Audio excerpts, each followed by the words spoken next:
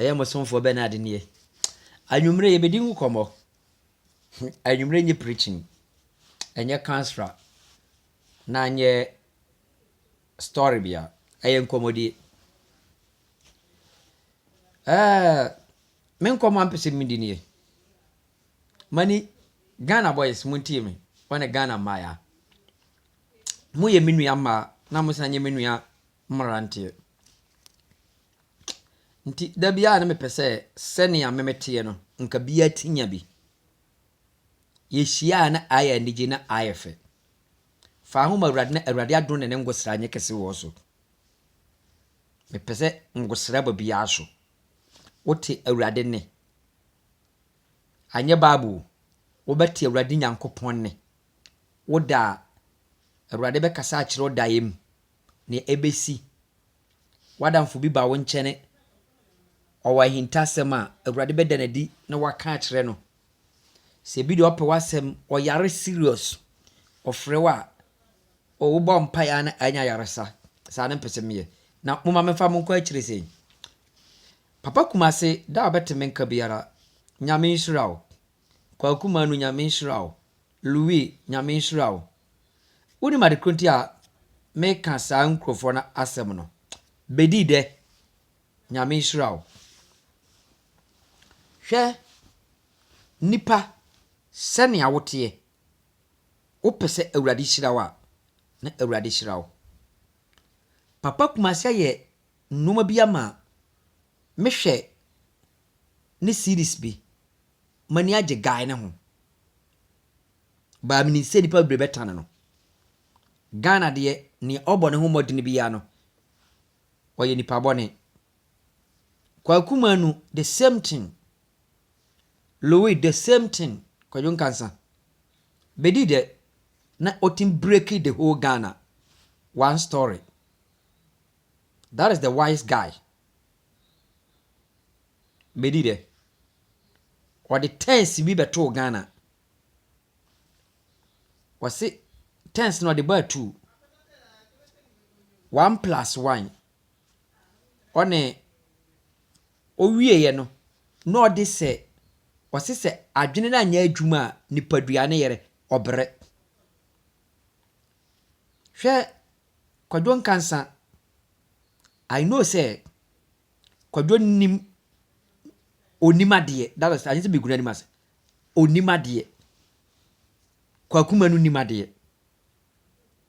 Oda me fa se papa kumase de o kan 1 to 1 to be. Ba ono kra no all the same no. Anya ni school okoye no ni gina bere ne owo no. Ba sa nkrofo we e try say omo beye bibi wo omo abrabom. What you say? Da bia me kakwa kumanu asem say that is the wise mind. Omo a onu omu twa movie no. A educated peoples no. Omo sore ko gina wo say moving asay. Sine adwuma asay. Enti omo adwuma asay. Kwadwo kansa mente se ogina baabi o ka say sine adwuma amana brabo akofom. Mente se kwa kuma nu ka bi. Papa kuma se mente se o ka bi. Bedi de mente se o ka bi. Nso omo akọ school aye educated na omo osini twam no. Omo compre. Hwe nia opese awrade duduru no. Na awrade duduru. Omo huru se omo anko school by adwene ne nye school adwene. Nyansa na oda omo tini nye school nyansa. O meki ade ma omo.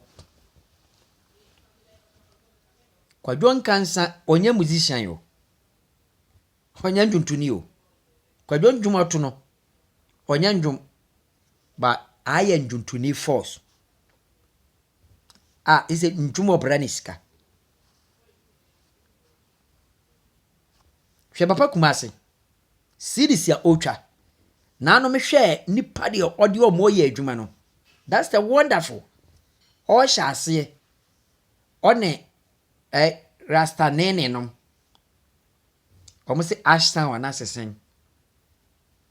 I know say cruise one omo sha ase. Me hwe nene.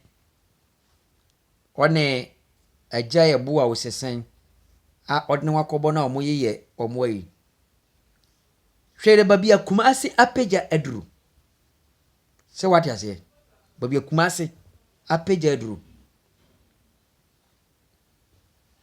hwɛ kwakuma no aggressive ntintina sam sɛ abranteɛ wei ɔyɛ de hu nyansa akɔfa adeɛ wei de to na abrabɔ so kwakuma no tin kɔ Canada America te sɛ nipa deɛ onim adeɛ ɔne nan hɔ a first bi bɛka sɛ ɔyɛ gyimegyime ɛsie ma skwadwo nkansa ba wo a wɔwɔ nyansa no wo ne saa nipa no ha ne wo agyim wote wɔ kwampire ayɛ sɛ nnɛ Ghana wobɛhyia abranteɛ na ɔde n'adwene ato president so ne politics oku Ghana mmeranteɛ politics o ne ɔno ɔbɛtena akonnwa ne so no kwan kora onyi bi ma wo a wobɛdi akyire wonya accident wu a ɔma 5 wodi n'akyi wɔnkɔpɛ aburofuo bi nnɔ wɔnkɔpɛ kayakaya bi nsoa mfa mmɔ wo bra president ne bɛsi so a ɔmmɛbie adwuma ma wo ɔmmɛhwɛ wo ma na wo ba na hwɛ wo nana what do me for thing ɔne ti ba mɛka kyɛ mo sɛ nnɛ yɛ nkɔmmɔdie memfa akɔ me YouTube mewia ndi ɔto Facebook pan memfa akɔ YouTube me tofo politics we a ɛba no ɔne wuo ne nam mogya hwie gu ɛbɛpie wɔ Ghana. Let me tell you true for you. I'm a prophet. I'm a prophet. Mission koma ebem. Ghana former omoni now. Se anhwe ni ya no abetima twa faso.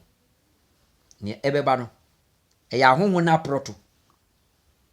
Ahonho na proto the whole world. Ghana nkwane ye number 1 of country. A peace. Wiase ahonho ina na proto.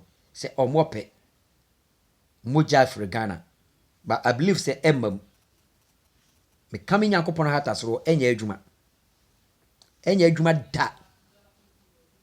Se Ghana adifo nyina da. Omo ade omo nuro ye adwuma na da. So omo amudi nuro ko ba ki omo a. I'm standing for my feet to fight against that demons. I'm standing for my feet to fight against that demon because I have family to Ghana. I swear my God. I have family. I'm talking about the spiritual. I don't fear anything for my life. I don't fear any spirit for my life. Because I'm not called myself. The God called me. The God give me power. Because I know how to talking about the ways. I know how to speak my ways. If you try, you go die. If you try, you go die. I swear my God. I'm talking about the spiritual things. If you try, you go die. I know how we're talking. Ghana mranti ya muma mwani nao. Na munja mani ni muasei. Mani no ahochile wom. Me wanjum bebre wama ye. Me se yensom. Nebe mama na yeye. Dr. Kwame Nkrumah be yebi. Ono oba ya asantewa. Enam do yentino. Ene baako yentino. Ena mama ne ye. Ene Dr. Kwame Nkrumah ni Ghana man ejija. Ene ntia. Mranti ya monsori. Na monsom. Me wanjum bin bebre ama yeye. Anye se oye njombone. Me nime njuma ye friend her life. Na me njuma ye friend gospel. Because they offer me no. Ni ono frɛ me no. Okasa kyerɛ me se oba bebu atenya. Obɛka ndwontomfo nyina bom baako. Onim asɔre ndwom na onim her life. Ndwo na woto ye no. Asɛm a wokae. Ni nipa fa de bɔ ne bra no na awurade obebu naten. Anya de wote asase so ogyaagye ye. Na awurade de obebu aten. Anya wo ndwuma wo gyaagye no. Na awurade de obebu aten. nti me wɔ ndwom bebree a me ndwom more na ayɛ high life. Me friend abibi ndwom. It is not gospel. It is abibi ndwom. David na onto asɔre ndwom. David not to ndwom awurade na onto asɔre ndwom. Oto abibi ndwom. Ondwom a wobeto no. Osese uti bua amufu a bi omufo. Ukɔ wiade ne woba. Na ade na ekura wo no. Woni se eye papa ma wankɔ wia, wo police ni a wondwane. Wo police ni abedwane, wondwane. Na nakwa mampadu ndwom wo hɔ. Na nakwa mampadu ndwom o, ato ndwom. Na ukaka kyerɛ nakwa mampadu se auto high life ato wiase ndwom a. You have to think you are alive. What ato high life o ye wiase ndwom. Wadwene ye adwuma. Ndwom na auto ye a audio tuufo se wabrabo be yie no wo ye high life. Ne gospel na moto no ya asɔre ndwom.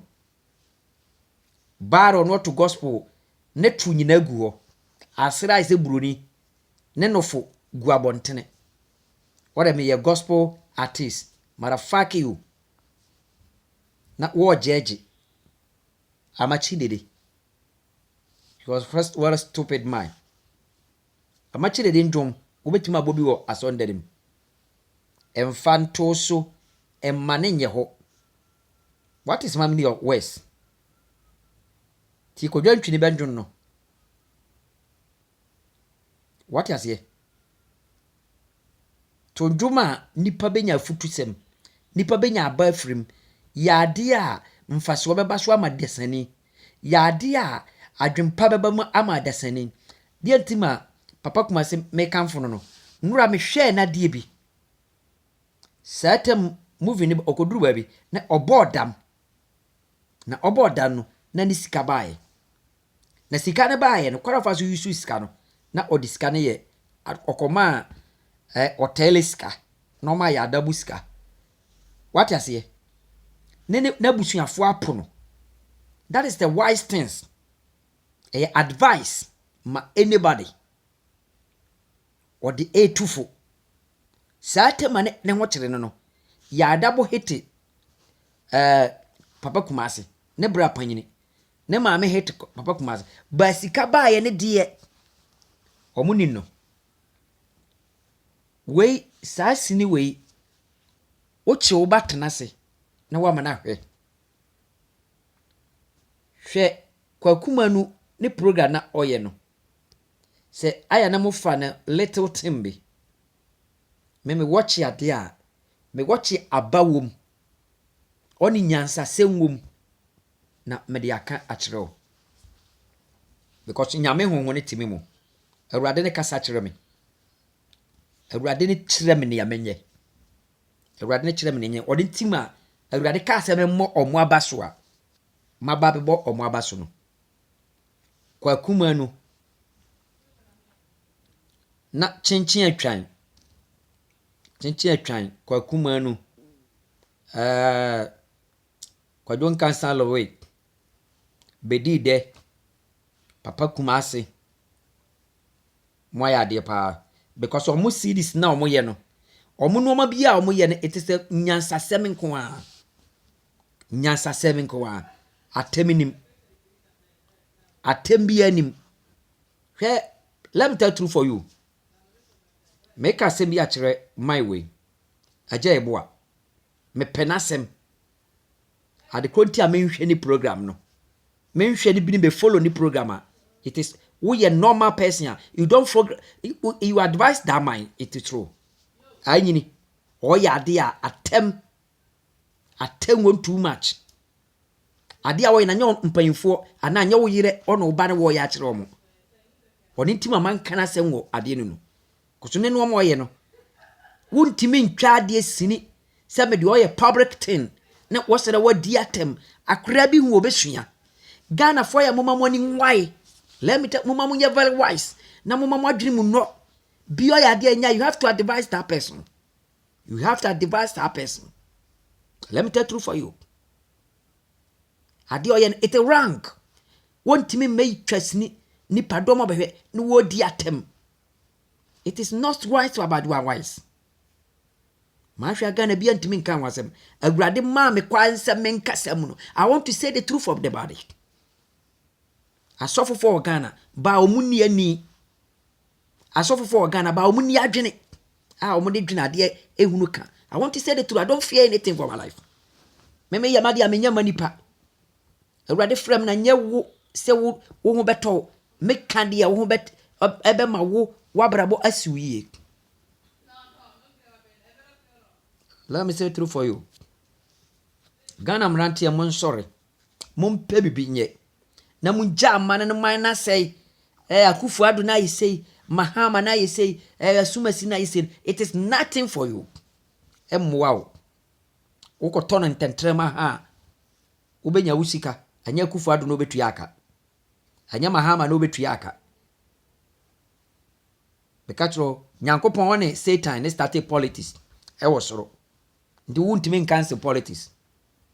Ewurade politics free ewurade ho. Toro nyame abofo ne de bae. Ndi wuntimi sisi toro wa asase we so. Nyame na abofo ne de toro bae. Wuntimi sisi toro. Adwamammo ofiri nfa ne bae. Bi free Adam. What they say Jezebel. Ndi wunu betuma sisi adwamammo. Sofo. Wo be ka ho asem. Advice.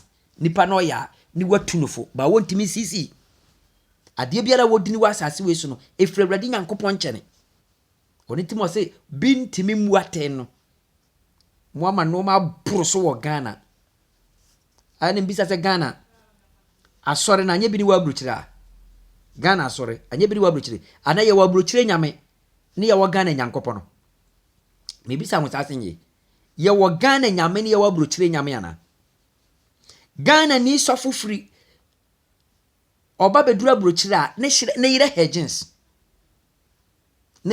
no dia kwa sore by ofri ha ekokoduru Ghana okohu se bishe traza e di oba asora o se nipa na ye Satan you are mother you are father manokre ena nyame aduma ni na oba hade atuma wamfantuma ama wo yire na hade wo ma yire be she traza na ode wokoto no wokoto no de oche Ghana traza no ye wo nyame doso ana saa ne mo ya ma bone atietese wo Ghana no mama bone atietese mudi Awurade asem ato nkyene na mo afa wudisem na mudi owuru man no na mudi owuru Awurade Nyankopon asem die na ekoso man Ghana no sofo no wo ba brochire no yire ne baaye wo ha ya nwenta wo yire hye jeans aboniti ba ko duru Ghana de bi oba wasore a wo jeans hye no oye de bonyani on the first one ye wo yire minisa mu wo Ghana nyame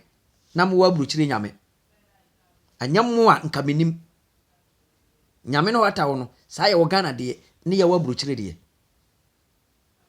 mama mo ni na ho bekasa kire metumofo musonfo Benard ne oye nyame akoa ne ekasa no oye nyame difo na okasa de nyame ka no ne meka nyame hye nkomam ne ma sha kire man no nyame hye nkom kirem se tufu ne ma kire ofutu no I want to say true for you aya follow me na obenya nkwaje wo life enchere memma monjum hudi agura na wotwe bi ameyi nduma to abontene me kire mo ngosra ne ngosra timiye oditi ma memrante no mompe bibinye no se wo kase wo pe bibia ya na menim se me metima atwere me dini kurada na me kasa me tinka brofo me ye nduma me ne me twere ma de ya nye wo no betwere mam ho beti nduma eba nduma abawom nduma esando na eba videos guo pe bibiye na Ghana presidency so wabrabom pe bibiye na Ghana president so wabrabom abaya anya mema wo ne omo beda ne betuma mo wadi yie anya mema dodo a ide omo befa wo ne betuma mo wadi yie wo tu anamo Awurade be peja wo Esther not se wa Hannah not se wa Rebecca not se wa Rahel se wa pe bibiye na Mamas Brown oye ba te se wo Emilia Brobe ye ba te se wo Vivian ye ba te se wo na omu pe bibiye sɛ fa wɔde sɛ mede kora agɛɛ mehu ne dini madika yere ɔyɛ young girl ɔmo nyinaa starte ɔmo vu nneɔma binom a ɔboa ɔmo nti ɔmo deɛ ɔmo bɛkɔ akoto politics so saa nkurɔfoɔ a meka yi ɔmo bɛdi politics akyi sɛ ɔmo na Ghana na smart matero ya handika men sandobolo yandiki ta ashalamatai la antabarakin my kinda ashalama handarabro yonda kinda barakin moma moni na ho meda biara se musonfo Benard asante nie wape macha kwara hwe mo YouTube ukọbọ Benard asante abenya mo YouTube me videos no wo by the ya ye auditing a ye de videos na nkasa eba no ye nya nwie nti bia wo follow ni sesi ya de a videos wo obenya no say original wine but artificial ni nya mae